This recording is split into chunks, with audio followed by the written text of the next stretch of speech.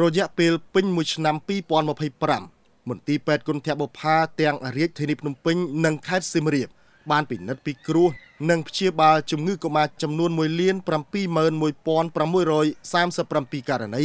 កើនឡើង14%បើធៀបនឹងរយៈពេលដូចគ្នាក្នុងឆ្នាំ2024កន្លងទៅ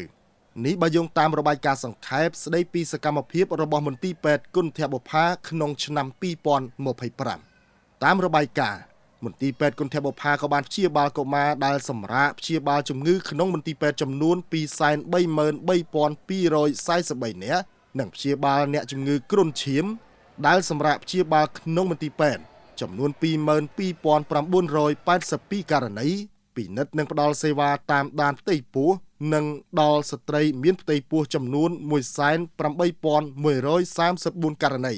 ផ្ដល់សេវាសម្រាលកូនដល់ស្ត្រីចំនួន25,736នាក់ផ្ដល់សេវាវះកាត់ទូទៅចំនួន34,889នាក់និងវះកាត់ជំងឺបេះដូងពីកំណើតចំនួន1,163នាក់តាមរបាយការណ៍ដដែលក្នុងឆ្នាំ2025មន្ទីរពេទ្យគុណធបុប្ផាបានចំណាយថវិកា$46,181,523ដើម្បីបន្តបេសកកម្មសង្គ្រោះជីវិតទារកកុមារនិងស្ត្រីមានផ្ទៃពោះដោយឥតគិតថ្លៃនិងគ្មានការរើសអើងគួរឲ្យដឹងថាមន្ទីរពេទ្យគុណធបុប្ផានៅរាជធានីភ្នំពេញបានចាប់ផ្ដើមដំណើរការឡើងវិញនៅឆ្នាំ1992ចំណែកនៅខេត្តសៀមរាបមន្ទីរពេទ្យជ័យវរ្ម័នទី7ដំណើរការនៅឆ្នាំ1999មន្ទីរពេទ្យគុណធបុប្ផាមានបេសកកម្មវិជ្ជសាស្ត្រឯកទេសព្យាបាលរោគកុមារទូទៅសង្គ្រោះបន្ទាន់ជំងឺកុមារនិងទារកវិទ្យាផ្នែកសម្ភពឯកទេសជំងឺទឹកនោមផ្អែមកុមារ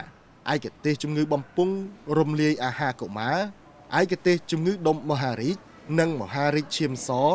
សលសាស្ត្ររោគកុមារទូទៅនិងសលសាស្ត្រប្រព័ន្ធប្រសាទសលសាស្ត្រផ្នែកជំងឺបេះដូងកុមារផ្នែកព្យាបាលអន្តរាគមន៍តាមសរសៃឈាម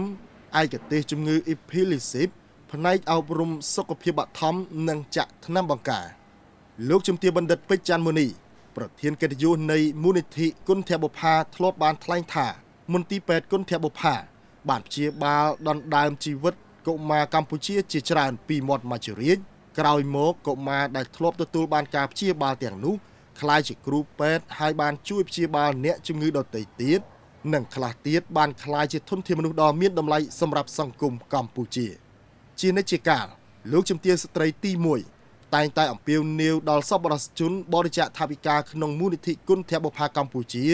សម្រាប់ទ្រទ្រង់ដំណើរការរបស់មន្ទីរពេទ្យឲ្យបានបំពេញបេសកកម្មដ៏ថ្លៃថ្លាសង្គ្រោះជីវិតកុមារកម្ពុជាលោកជំទាវបណ្ឌិតបានចាត់ទុកការបរិច្ចាគរបស់សប្បុរសជននានាជូនមន្ទីរពេទ្យគុណធបុប្ផាដើម្បីទុកព្យាបាលជំងឺកុមារថាជាការធ្វើទានមួយដ៏ត្រឹមត្រូវពីព្រោះបានជួយស្រោចស្រង់អាយុជីវិតរបស់កុមារនិងជួយឲ្យកុមារទាំងនោះទទួលបានឱកាសនិងអនាគតល្អក៏ដូចជាបានជួយដល់សង្គមជាតិ